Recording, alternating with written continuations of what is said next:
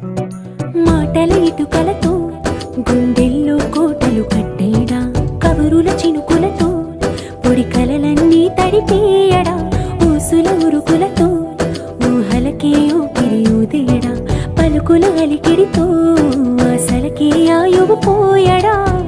మౌనమై వాడు ఉంటే ప్రాణమే మవ్వును.